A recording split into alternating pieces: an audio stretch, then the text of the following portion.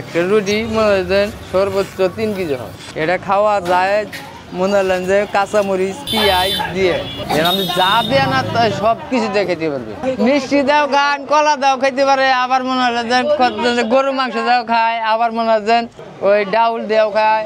বড় করে হোটেলে ওই রেস্টুরেন্টে পাওয়া যাবে, তাহলে আমাদের হোটেলে এতে এই সমস্ত জিনিস পাওয়া যায়। শ্রমিক সব জায়গায় রিস্কালা মনে হয় যে রাজমিস্ত্রি এই সমস্ত মনে হয় যারা হলো দিন মজুরি যারা হেরাই দিন আইনা দিন খায়, হেরাই হলে সবচেয়ে এলে জুলুমের কাজ করে যারা হেরাই বেশি খায়।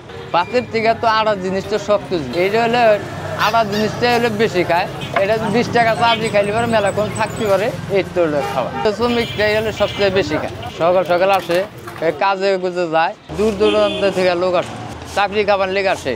বাবার সাথে মনে হয় ছোট্টকালে থেকে আমার বুদ্ধি হয়েছে ওখানে ডিস্ট্রিক্টে আমি পাড়া পানিটা নিয়ে এনে দিতাম, ব্যাগ কিছু করতাম।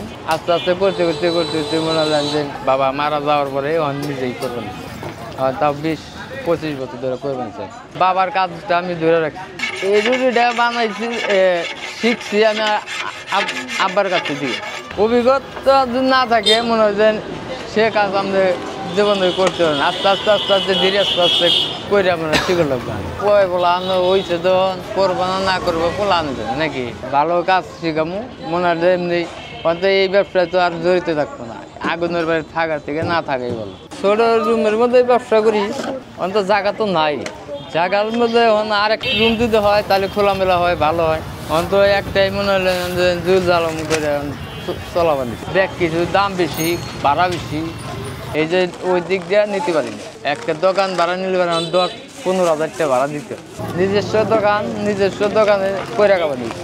আবার আর একটা ভাড়া নিলে টাকা দেন 10-15 হাজার টাকা ভাড়া। এই জন্যে ভালো সাজানো রেস্টুরেন্ট নিতে পারি না। ভালো নিবার গেলে টাকা লাগবো, ব্যাগ কিছু লাগবো, মনে হয় যেন এত সম্ভব না। আমাদের এইভাবেই আমরা করবো নিচ্ছি। প্রত্যেক দিন মনে হলেন যে 8,000-7,000 এরকম বিক্রি হয়। সকাল 6টা থেকে সন্ধ্যা 6টা পর্যন্ত। এটা হলো টাঙ্গাইল সদর। টাঙ্গাইল সদরের থেকে আমাদের নতুন বাস স্ট্যান্ডে যদি নামেন, ডিস্ট্রিক্ট গেটের থেকে আইলেন, এর থেকে মনে হলেন যে শিল্পী পালা আছে, এই যে আমরা আগুর টাগুর বাড়ার রোড গেছে, এটা রেস্ট অফিসের পিছনেই। চাপড়াটা নিয়ম মতো খাই, 25 বছর হয়ে গেছে আমি চাপড়িটা খাই, খাইতে ভালোই লাগে। দাম ঠিক আছে, আমাদের জন্য দাম ঠিক আছে।